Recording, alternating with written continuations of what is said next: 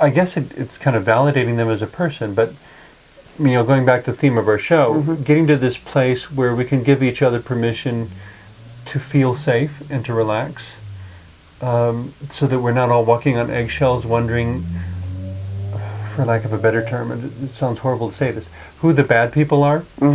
But of course, when you're in a store, when you're in a public situation, it may only be 1% of the population, but especially for a trans person, you have to keep your wits about you so that 1% of the population doesn't wind up picking you for a victim. Yes, and actually, if you go back to a 2000 study from the Harvey Milk Institute in San Francisco, somebody who's born male or female, never transitions, they get a 1 in 15,000 chance of being murdered. A transgender individual has a 1 in 12. And myself being an advocate, that actually increases my risk. So I even have much of a higher risk of being a victim.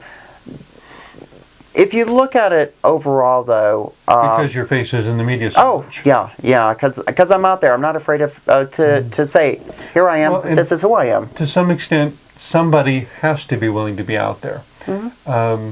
It reminds me of the time that another friend who was also gay, and I took a friend who was a woman who was straight, who was blind, to a department store. And... it should have been caught on videotape. It was hysterically funny. I couldn't believe it, because I've known about blind people my whole life. It's not anything that unusual, but maybe they'd never seen a blind person in that store before. People are literally leaping out of the aisles. It was like the parting of the Red Sea. We were coming down, and I had one of my friend's arms, and my gay friend had her other arm, and so the three of us are walking down this wide aisle, and people are leaping out of driving their carts out of so we got to where we went and checked through the items and had her feel which one she wanted, because we knew she couldn't see them, so she'd have to feel what they were like. Right. Came back to the checkout line. No line. Everyone once again is leaping out of the way, and I'm just like, what is wrong with these people? And the cashier is leaning back in her booth behind the register, not saying a word, as if there's some contagious thing on the other side of the counter.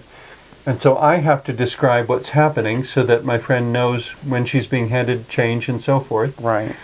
And got out of there, and we're laughing the whole way home, describing this to her. And she says, well, why did they act so strange? And I said, well, it's because so many blind people shop, online through the internet or or by phone, and they never see you. If they're going to get used to blind people being around, the only way it's going to happen is by blind people being around.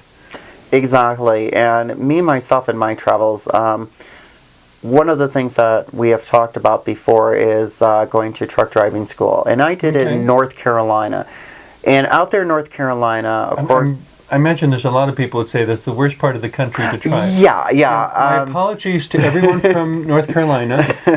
But that seems to be the general perception. Well, out there, when I was out there, there was basically two types of people out there that basically they consider out there in society. That's the rednecks. And then I also had to deal with the KKK that lived a mile down the road from me. But that was a town where they weren't used to trans people either. It was a small community, a good-sized community, but still small community compared to what I've been used to in my life. In the mountains, where they're not used to seeing transgender individuals. And so many times I would go to a restaurant, because I mainstreamed, what we call mainstream, which is I did not go to just GLBT businesses. I went into society. I went one... So they would see a transgender person. Exactly. And I not kid you, in a year and a half time, I got like 15 free meals at restaurants because they would, I felt, intentionally screw up my meal. They would segregate me in a section to where nobody else could see me. But the reason you got free meals is because you had the courage to complain. Because I turned around, and every time I called the manager and I said, look, I'm a transgender woman. I said, I don't appreciate the way I've been treated. I said, this has happened, or this has happened, or this has happened. Next thing I know, the manager is saying, we're so sorry, ma'am. Don't worry. The check's on us. We're taking care of your meal. However, if I don't do something like that, number one, I'm not teaching people out there what transgender individuals are like. We're not somebody to be scared of. we're human beings first before anything else. Which, this is not to say on the flip side that this should be treated like some kind of get out of jail free card or something. Oh. You know, that, you know, was that person being rude to me? That person was being rude to me. You know, and jump on that like it's an opportunity. Right. No. No, it's when incidents legitimately happen. I make sure that that is a legitimate incident before I complain about anything. But on the other hand, I don't want to come back to that restaurant and be treated like a queen and everybody kind of overdo it because I'm just a person. I'm just me. I don't want to do that. But what I am doing is I'm teaching them by my personality of saying, you know, not getting upset, not yelling, not screaming, but by saying, you know what, this is wrong. This shouldn't be done this way. This is how a civil person behaves. Exactly. And what they do is they learn, oh, transgender people aren't like the people you may see on Jerry Springer. Okay? And that's what we get a lot of reference. Why that show is still on television, I don't know. That's one of the references we get to a lot, is that people think we're all like the Jerry Springer type, or that all transgender people are drag queens or we're prostitutes, or we're, you know, we transition for sex.